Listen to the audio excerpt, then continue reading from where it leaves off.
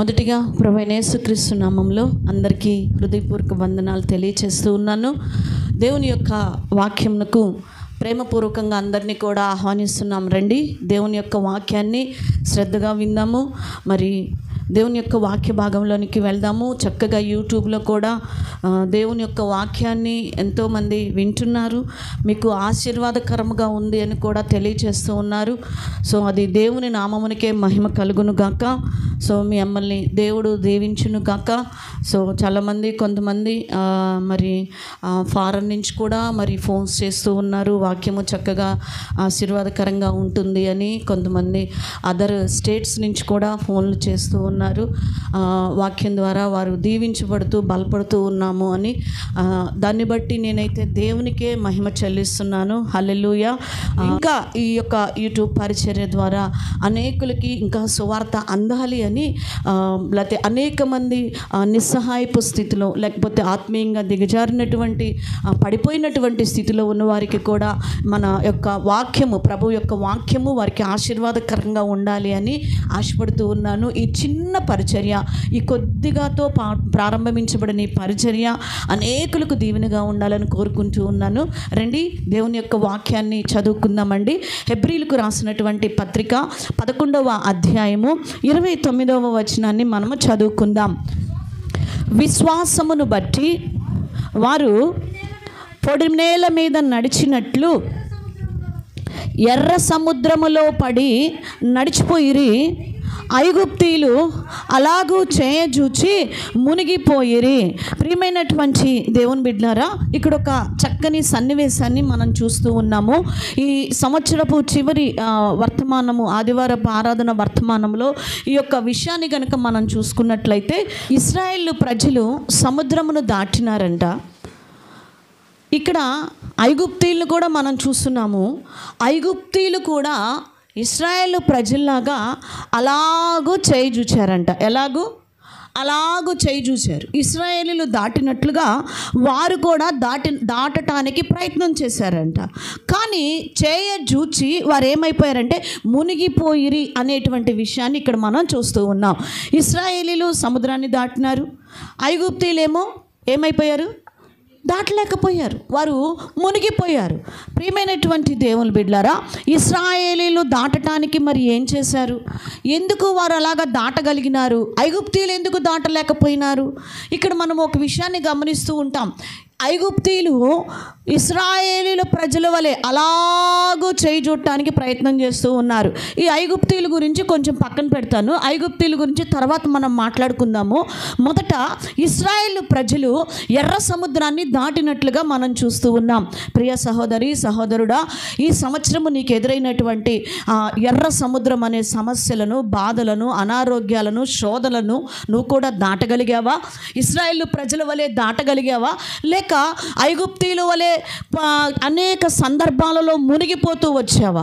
లోకములో మునిగిపోయావేమో, ఆత్మ సంబంధముగా మునిగిపోయావేమో, ఈరోజు దిగజారిపోయావేమో. మనల్ని మనం పరిశీలన చేసుకోవాల్సినటువంటి విషయం ఇది.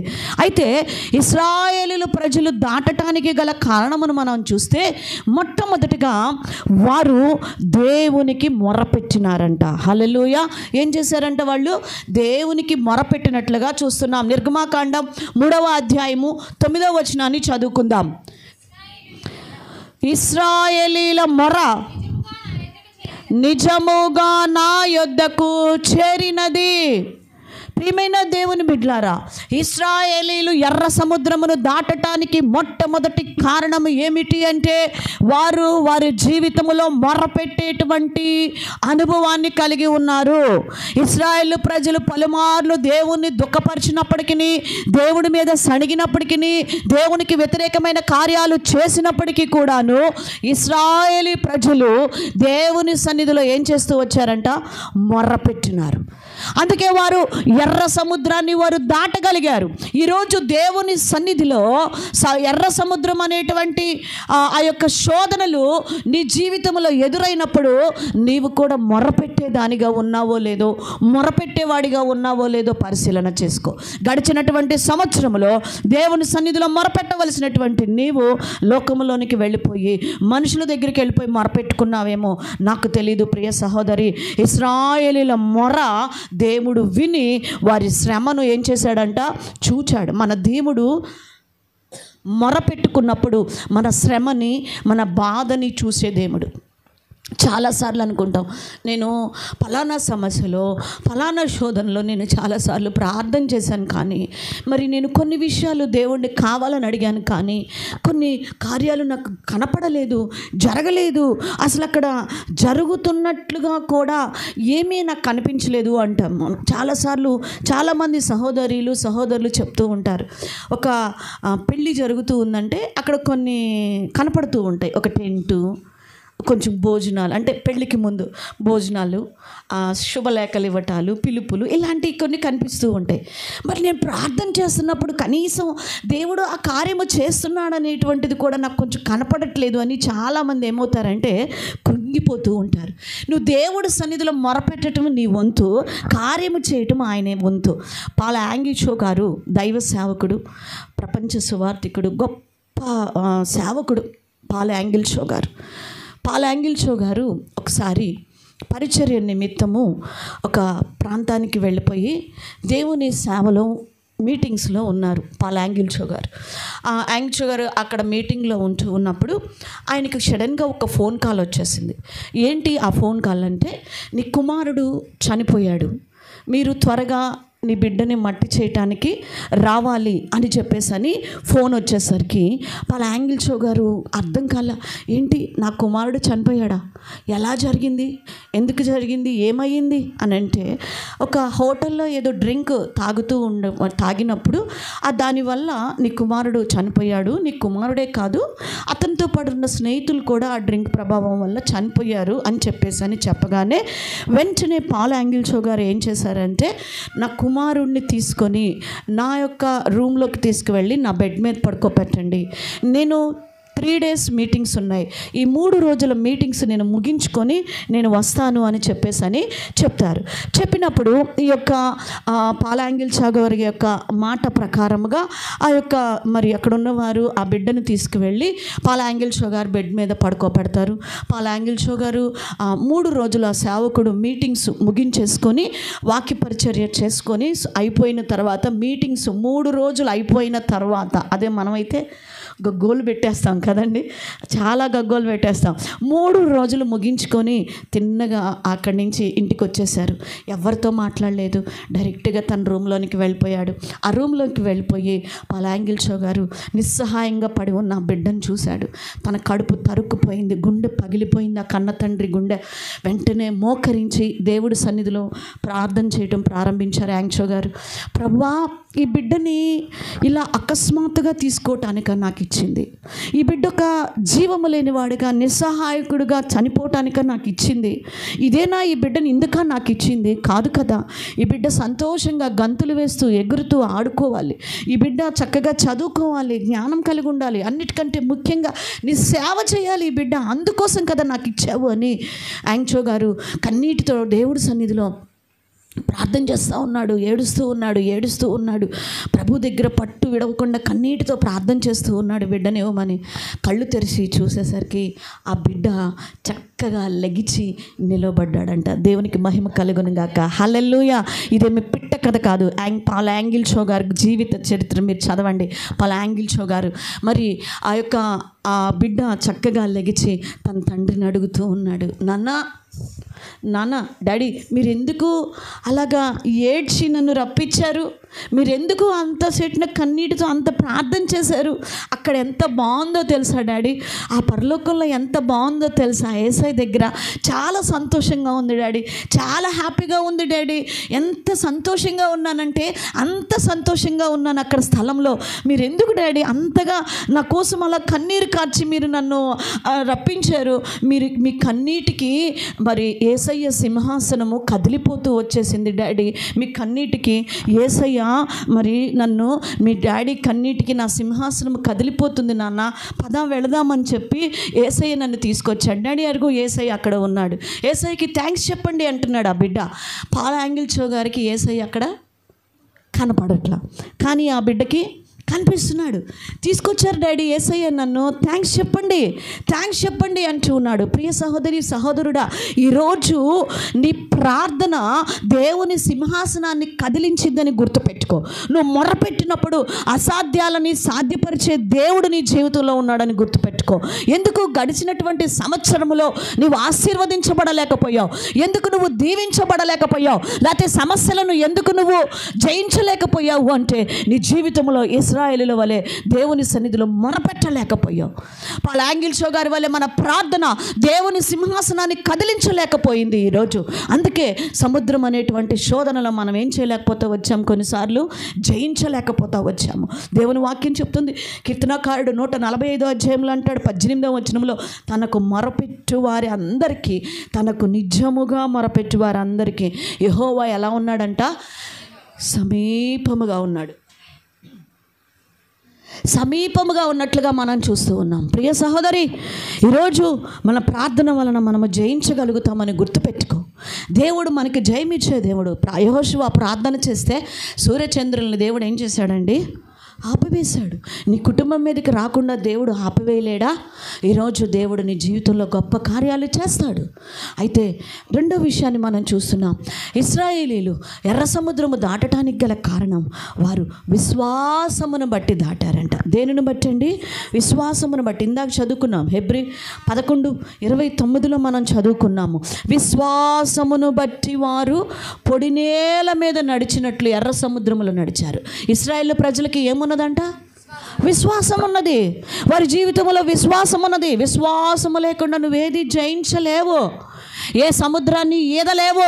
ఈ లోకం అనే సముద్రం, కుటుంబం అనే సముద్రాన్ని, ఉద్యోగం అనే సముద్రాన్ని నువ్వు ఈదలేవు. మునిగిపోతావు. ఎందుకంటే విశ్వాసము లేదు మన జీవితాల్లో. విశ్వాసమును బట్టి యోహాను సువార్త 14వ అధ్యాయము 12వ వచనంలో మనం చదువుతాం. యోహాను సువార్త 14వ అధ్యాయం 12వ వచనం. చక్కగా దేవుని యొక్క వాక్యాన్ని విందామండి. ప్రభు యొక్క వాక్యాన్ని విందాం, దేవుని యొక్క వాక్యాన్ని. యోహాను సువార్త 14వ అధ్యాయము 12వ వచనము. నేను తండ్రి యొద్దకు వెళ్ళుచున్నాను కనుక నేను చేయు క్రియలు నా యందు విశ్వాసం ఉంచువాడును చేయును, వాటికంటే మరి గొప్పవియు అతడు చేయునని మీతో నిశ్చయముగా చెప్పుచున్నాను. ఏమండి, దేవుని మీద విశ్వాసం ఉంచితే ప్రభువారు చేసినటువంటి కార్యాల కంటే గొప్ప కార్యాలు మనం చేస్తామంట. అదే కార్యము మరి కదా పాల్ యాంగిల్చో గారు కూడా చూశారు. యేసుప్రభు వారు ఎలాగ చనిపోయిన వారిని లేపినారో, మృతులు సైతం లేపినారో, అదే కార్యము తన బిడ్డ జీవితంలో యాంగిల్చో గారు చూడగలిగినారు. దానికి కారణము అతనిలో ఆ ప్రార్థన, ఆ యొక్క విశ్వాసం ఉన్నది. కాబట్టి ఈరోజు మనము చూడలేకపోతున్నాం. మనం కూడా చచ్చిన వారితో కలిపి ఆత్మ సంబంధంగా చచ్చిపోతున్నాం. మనం లేపటానికి బదులుగా ఆత్మ సంబంధంగా వారు చచ్చిపోయి మూర్ఖులుగా వారు మాట్లాడుతూ ఉన్నప్పుడు, మూర్ఖులుగా వారు జీవిస్తూ ఉన్నప్పుడు మనము కూడా ఏమవుతున్నామంటే మన ఆత్మీయ స్థితిని చంపేసుకొని వారితో కలిసి చచ్చిపోతున్నాం ఆత్మీయంగా. ప్రియ సహోదరి సహోదరుడా, మనం ఎలాగో ఉన్నాం. నీ విశ్వాసం ఏమైపోయింది? నీ భక్తి ఏమైపోయింది? సంవత్సరాల తరబడి ఉన్న ప్రార్థనా జీవితం, మొదటి దినాల్లో ఉన్న విశ్వాసము, ప్రార్థన ఏమైపోయింది మన జీవితాల్లో? ప్రభు యొక్క సింహాసనమును మరి కదిలించేటువంటి ప్రార్థన, విశ్వాసం మన జీవితంలో ఉన్నదా? యెషయా ప్రవక్త అంటాడు 28వ అధ్యాయంలో 16వ వచనంలో యెషయా గారు అంటూ ఉంటారు, విశ్వసించువాడు కలవరపడడు. కలవరపడడు. ఇశ్రాయేలీలు మొదట కలవరపడినప్పటికీ విశ్వాసముతో వారు ఆ సముద్రంలోనికి వెళ్ళిపోయారు. మోషే గారి మాట నమ్మి వెళ్ళిపోయారు. ఆ సముద్రంలో పడి ఆరిన నేల మీద పోయినట్టు పోయారంట. ఎంత ధైర్యం చేశారండి వాళ్ళకి, ఎంత ధైర్యం! ఆ ధైర్యం ఎక్కడి నుంచి వచ్చి? విశ్వాసం. మమ్మల్ని పిలిచిన వాడు గొప్పవాడు అనేటువంటి ఒక విశ్వాసముతో సముద్రంలో పడి వెళ్ళిపోతున్నారంట. వీళ్ళు నడుస్తుందంటే సముద్రం పక్కకి వెళ్ళిపోతుంది, వీళ్ళు నడుస్తుందంటే సముద్రం పక్కకి వెళ్ళిపోతుంది, దారిస్తుంది. ఎంత ధైర్యం ఉండాలండి దాంట్లో పడి వెళ్ళిపోవటానికి. ఈరోజు ఈ లోకంలో కూడా మనం అంత ధైర్యంగా, అంత విశ్వాసంతో, అంత ప్రార్థనా జీవితంతో మనం ముందుకెళ్ళాలని ప్రభువారు కోరుకుంటూ ఉన్నాడు. హల్లెలూయా. ప్రియ సహోదరి, ఈరోజు నువ్వు ఎలాగా ఉన్నావు? హెబ్రీ పత్రిక 11:1-2 అంటాడు, విశ్వాసమనున్నది నిరీక్షింపబడ్డ వాటి యొక్క నిజ స్వరూపమును అదృశ్యమైనవి ఉన్నవనుటకు రుజువునై ఉన్నది. ప్రియమైన దేవుని బిడ్డల, దీనిని బట్టియే ఆ 2వ వచనం 1-2 వచనాల్లో పెద్దలు సాక్ష్యం పొందారు. దేన్ని బట్టి సాక్ష్యం పొందారంట పెద్దలు?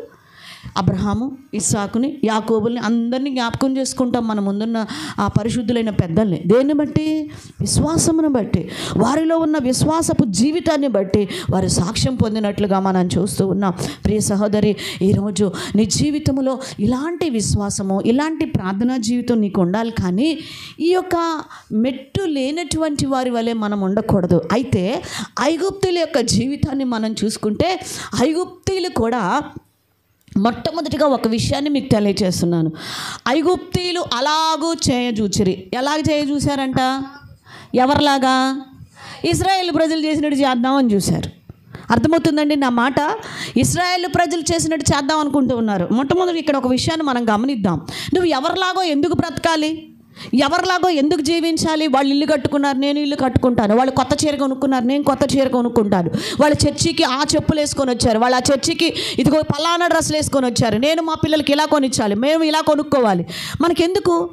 వాళ్ళు ఇలా పాడుతున్నారు, నేను ఇలా నీకెందుకు? దేవుడు నీకంటూ ఒక ప్రత్యేకమైన తలాంతులు ఇచ్చాడు. దేవుడు నీకంటూ ఒక ప్రత్యేకమైన ఒక కుటుంబాన్ని ఇచ్చాడు, నీకంటూ ఒక బ్రతుకునిచ్చాడు. ఎవరెవరితోనో నువ్వు పోల్చుకోబాకు నీ జీవితంలో. వాళ్ళు అలాగున్నారు, నేను ఇలా ఉండాలని పోల్చుకోవద్దు. వారు అందరిలో ఉన్నాయి, మా ఇంట్లో లేదు, మా ఇంట్లో లేదు అన్నపాకండి. దేవుడు ఒక టైంలో నిన్ను ఆశీర్వదిస్తే నీకు వస్తాయి. నా తల్లి మరి విశ్వాసంతో మాకు నేర్పించింది ప్రభువులోకి వచ్చాక అదే కుటుంబం. మా కుటుంబం, ఇందాక కిషోర్ బ్రదర్ గారు కూడా చెప్తూ ఉన్నారు, ఒక సాక్ష్యం చెప్తున్నారు వాక్యం చెప్పేటప్పుడు. మొట్టమొదటిగా ప్రభువుని ఎరగక ముందు మా కుటుంబము ఎంత హీన స్థితిలో, ఎంత ఒక విలువ లేని స్థితిలో ఉండేది.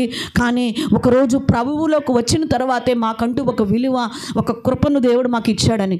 నిజమే, మా కుటుంబంలో కూడా ఎంత హీనంగా ఉండేవాళ్ళము. నేను ఎప్పుడూ చెప్తాను, ఒక చిన్న పాక, ఒక గది ఉంటుందేమో, దాన్ని గది అంటారో కూడా నాకు తెలియదు, ఒక గదే.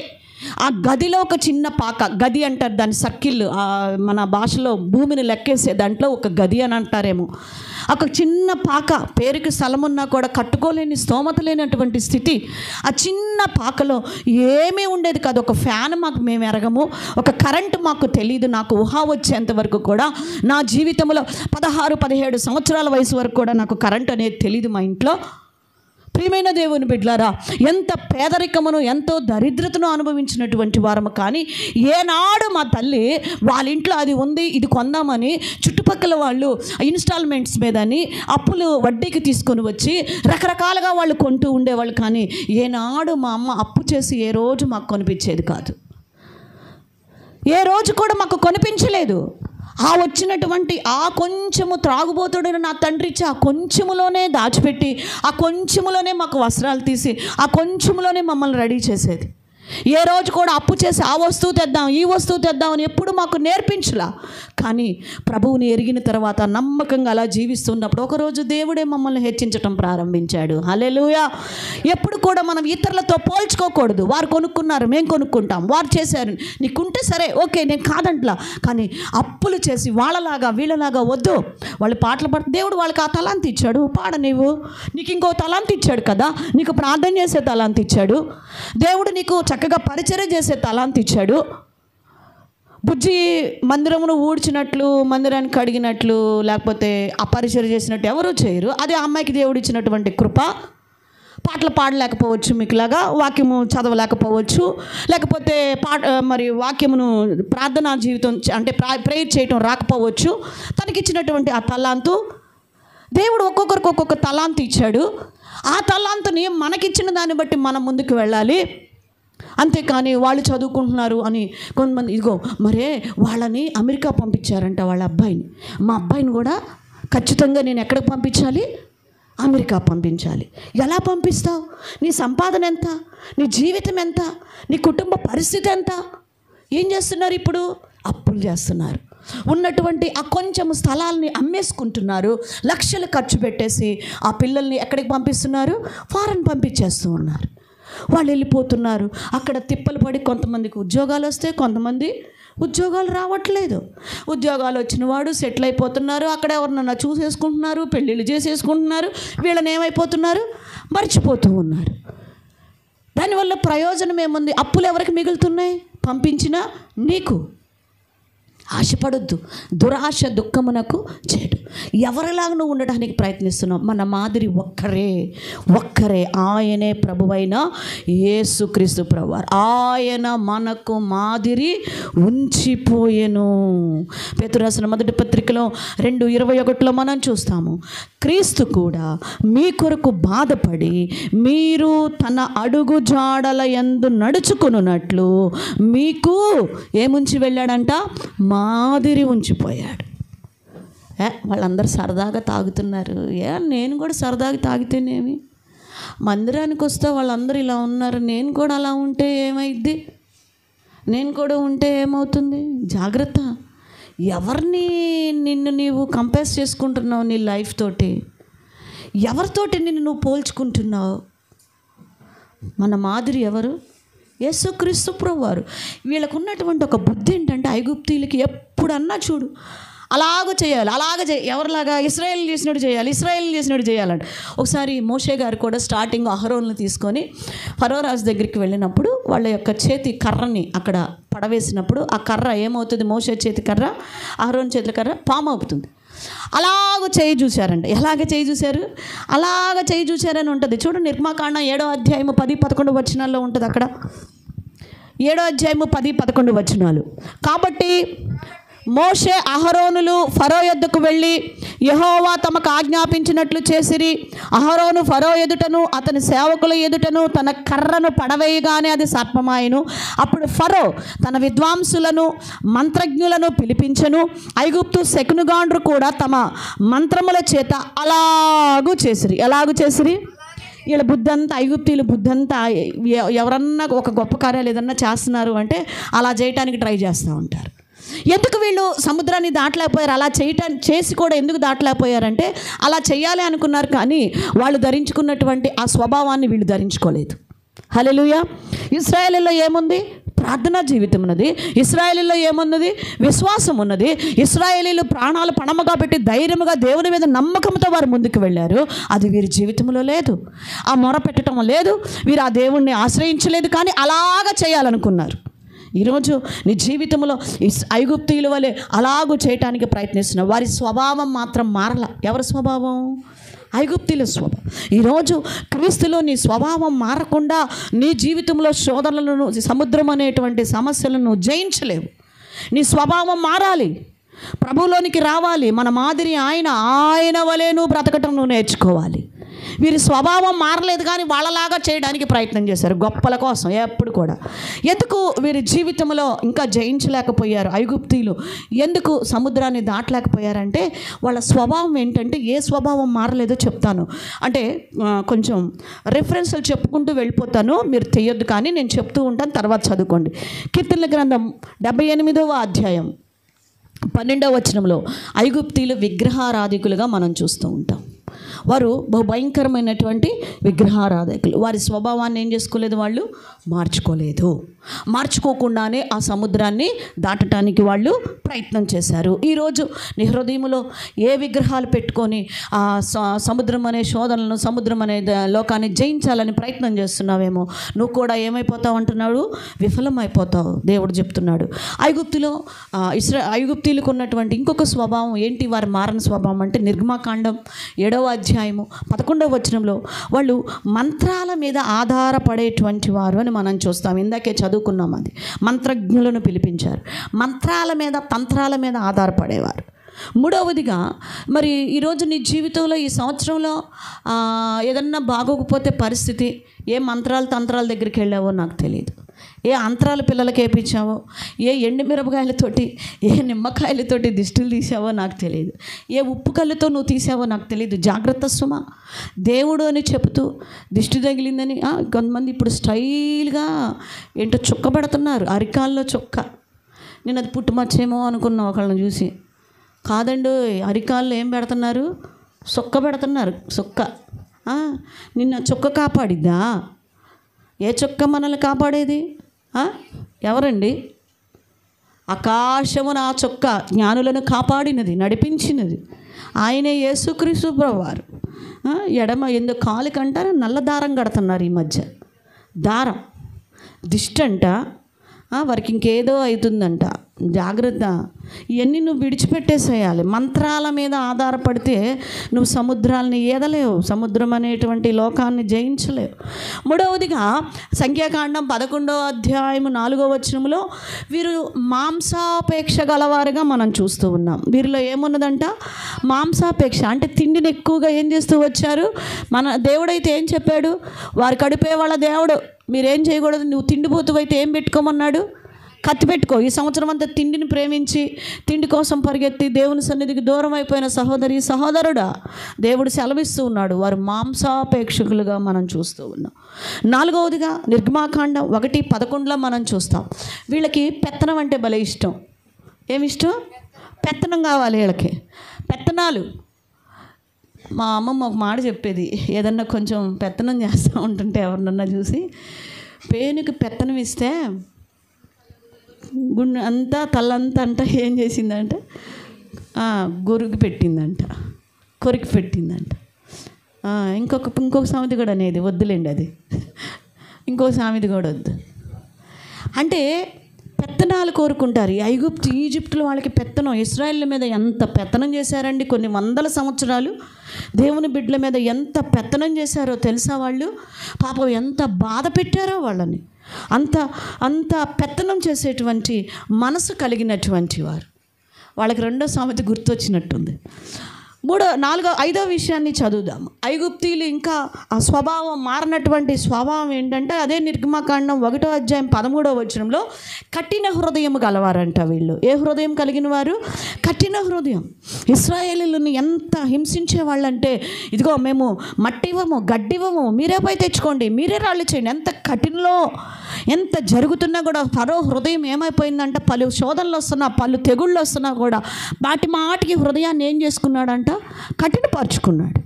నీ ముందు ఎంత నష్టం జరుగుతుంది, రక్షణ లేని బిడ్డలు, రక్షణ లేని భర్త, కుటుంబం స్పాయిల్ అవుతుంది, అది చూడట్లేదు. ఏ కాడికి సంపాదన, ఇల్లు, ఇంకా కొనుక్కోవాలి, ఇంకా చేయాలి, ఇంకా కొట్టుకోవాలి, ఏ చూస్తున్నావు? రక్షణ లేని భర్తను చూడవే, రక్షణ లేని భార్యను కనపడట్లా నీకు, రక్షణ లేని పిల్లలు కనపడట్లా నీ కళ్ళకి.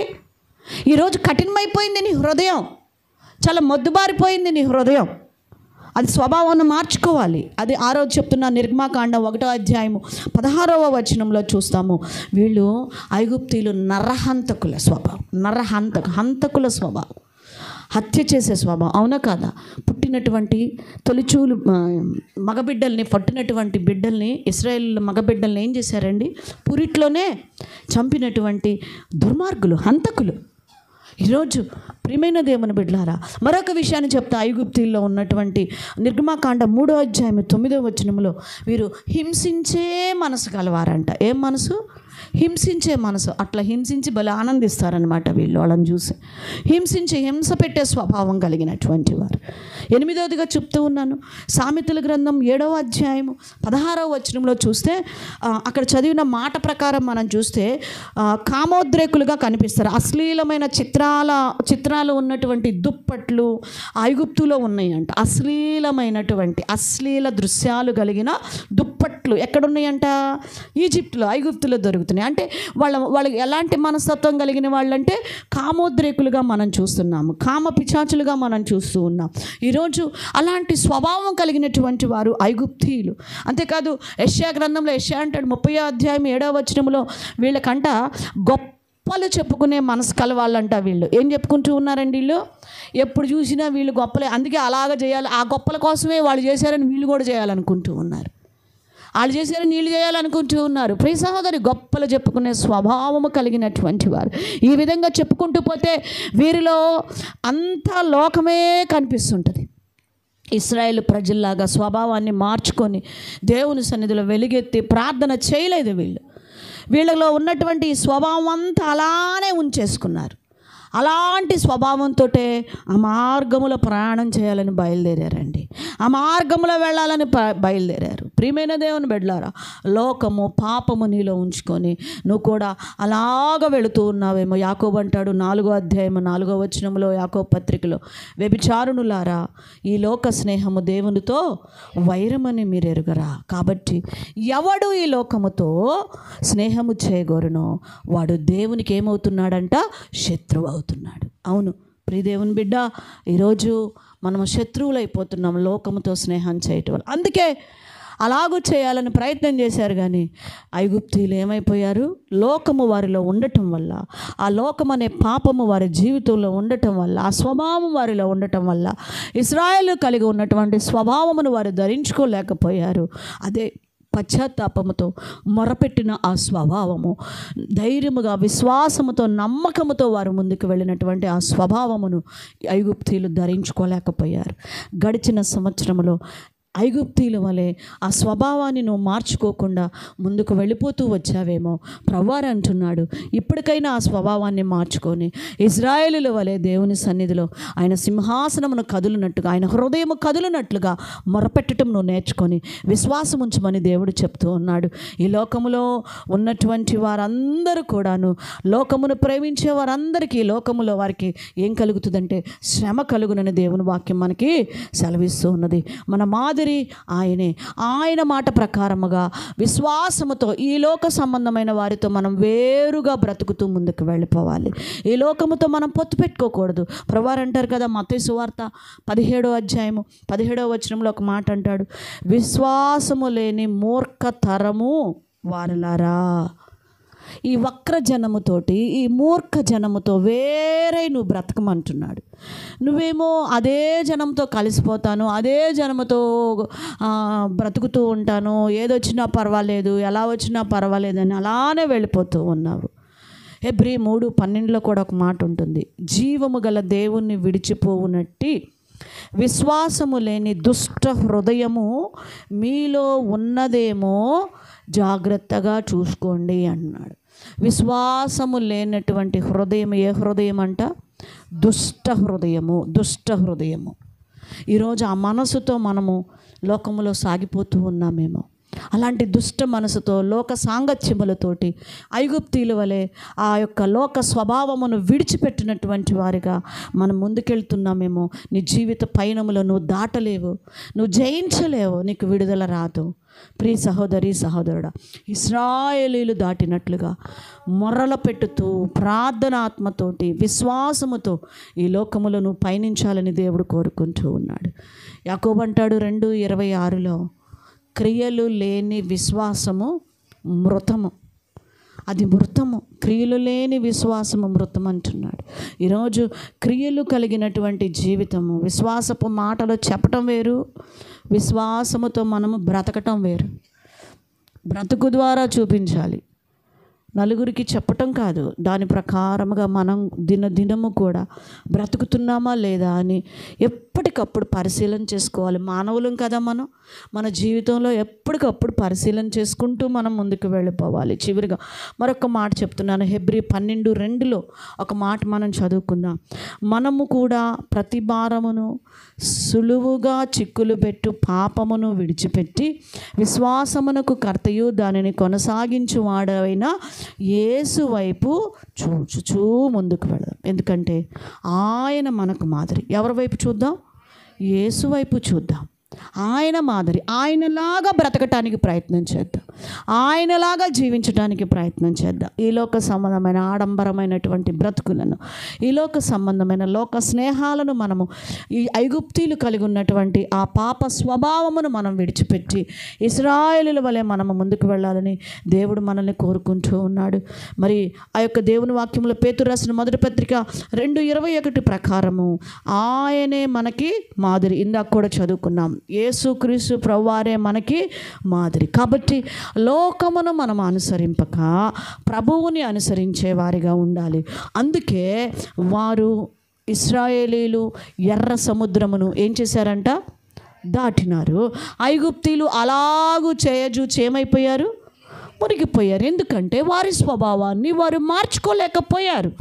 వారి స్వభావమును అలానే ఉంచుకున్నారు.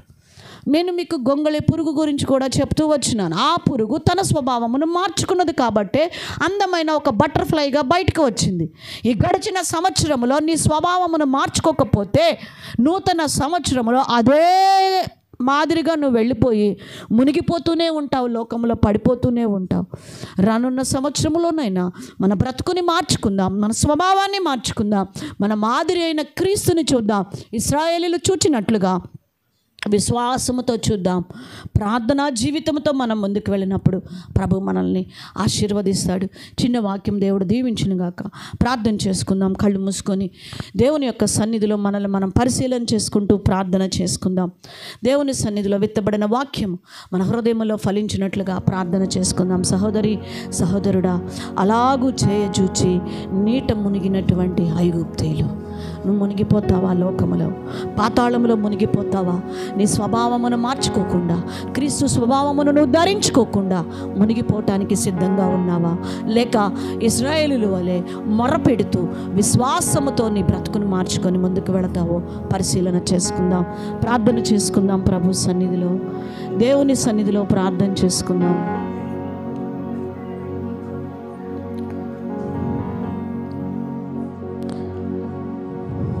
ప్రార్థన చేసుకుందాం. పరిశుద్ధుడా, ప్రేమగల తండ్రి, ఇశ్రాయేలీలు చేసినట్లుగా ఎర్ర సముద్రమును వారు దాటినట్లుగా ఐగుప్తీయులు అలాగూ చేయజూచి మునిగిపోయారు. కారణం, ఐగుప్తీయులు నాయన స్వభావాన్ని మార్చుకోలేకపోయారు. మా పాత స్వభావాన్ని మార్చుకోకుండా, మా పాత జీవితాన్ని విడిచిపెట్టకుండా మేము ముందుకు వెళితే మా జీవితంలో ఆశీర్వాదం ఉండదు కదా ప్రభా. మా బ్రతుకుల్లో ఆశీర్వాదం ఉండదు కదా ప్రభా. మేము మునిగిపోతాం నాయన.